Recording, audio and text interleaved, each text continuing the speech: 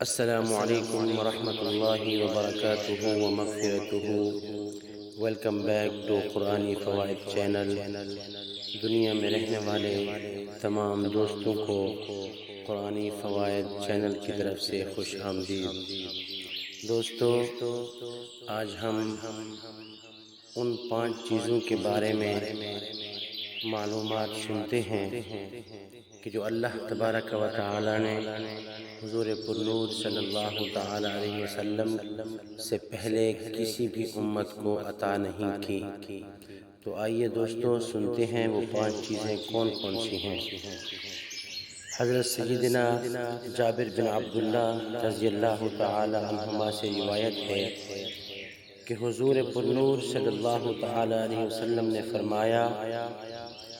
کہ میری امت کو ماہ رمضان میں 5 چیزیں ایسی عطا کی گئی ہیں جو مجھ سے پہلے کسی نبی کی امت کو عطا نہیں کی گئی۔ نمبر 1،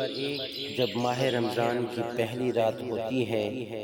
تو اللہ عز و جل ان کی طرف نظر رحمت فرماتا ہے، اور جس کی طرف اللہ تبارک و تعالی نظر رحمت فرمائے ان کو اللہ تبارک و تعالی کبھی بھی عذاب نہیں دے گا۔ نمبر 2، شام کے وقت ان کے منہ کی جو بو ہے، بو کی وجہ سے جو منہ کے اندر بو پیدا ہو جاتی ہے، وہ بو اللہ پاک کے نزدیک مشک کی خوشبو سے بھی زیادہ بہتر ہے۔ نمبر 3، فرشتے ہر رات اور ہر دن ان کے لیے مغفرت کی دعا کرتے ہیں۔ نمبر 4، اللہ تبارک و تعالی جنت کو حکم فرماتا ہے کہ میرے نیک بندوں کے لیے، میرے روزہ داروں کے لیے اے جنت تو مزین ہو جا، آراستہ ہو جا،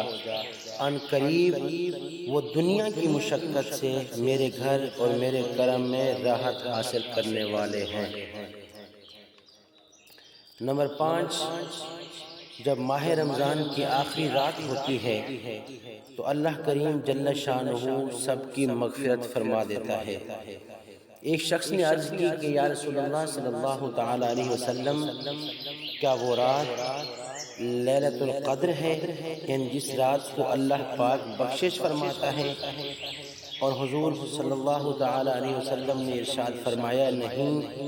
کیا تم نے نہیں دیکھا کہ مزدور جب اپنے کام سے فارغ ہو جاتا ہے تو اس کو اجرت دی جاتی ہے؟ یعنی حضور پرنور صلی اللہ تعالی علیہ وسلم نے فرمایا کہ شب قدر کا جو معاملہ ہے وہ الگ ہے، اس رات میں جو مہربانیاں، نوازشات، انعامات، اللہ کے فضل و کرم اور بخشش ہوتی ہے وہ علیحدہ ہے۔ لیکن حضور پرنور صلی اللہ تعالی علیہ وسلم نے فرمایا کہ یہ رمضان شریف کی آخری رات ہے جو اللہ تعالیٰ بخشش فرماتا ہے۔ صحابہ کرام رضوان اللہ تعالیٰ علیہم اجمعین کو حضور پرنور صلی اللہ تعالیٰ علیہ وسلم نے مثال دے کر فرمایا کہ دیکھو، جس وقت مزدور مزدوری کر کے فارغ ہو جاتا ہے، بعد میں ان کو ان کی مزدوری کی اجرت ملتی ہے، تو جن لوگوں نے سارا ماہ رمضان روزے رکھے، نماز تراویح ادا کی، قرآن کریم کی تلاوت کی، اعمال صالحہ کیے اور نیک اعمال کیے، شب بیداری کی، شب قدر کو جاگے، بعد لوگوں نے اعتکاف کیا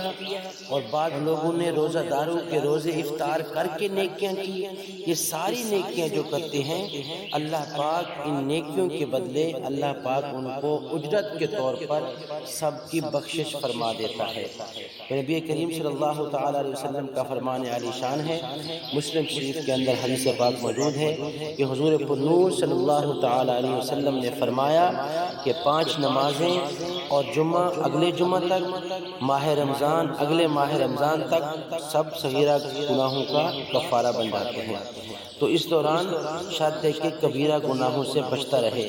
ابن خزیمہ کے اندر حضور پرنور صلی اللہ تعالی علیہ وسلم نے فرمایا کہ اگر میری امت کو معلوم ہو جائے کہ رمضان کے اندر اللہ پاک نے کیا کیا انعامات نازل کیے، کیا کیا مہربانیاں کی، کیا کیا رحمتیں نازل کی ہیں، تو فرمایا میری امت تمنا کرے کہ کاش پورا سال ماہ رمضان رہے۔ تو ماہ سیام کے متعلق دوستو احادیث مبارکہ کے اندر بہت زیادہ نبی کریم صلی اللہ تعالیٰ علیہ وسلم کے فرامین موجود ہیں جن سے ماہ سیام کی عظمت اور رفعت کا پتہ چلتا ہے۔ تو ماہ سیام کو اللہ پاک ہمارے لیے ذریعہ نجات بنائے اور ذریعہ بخشش بنائے، آمین ثم آمین، وما علینا الا البلاغ المبین۔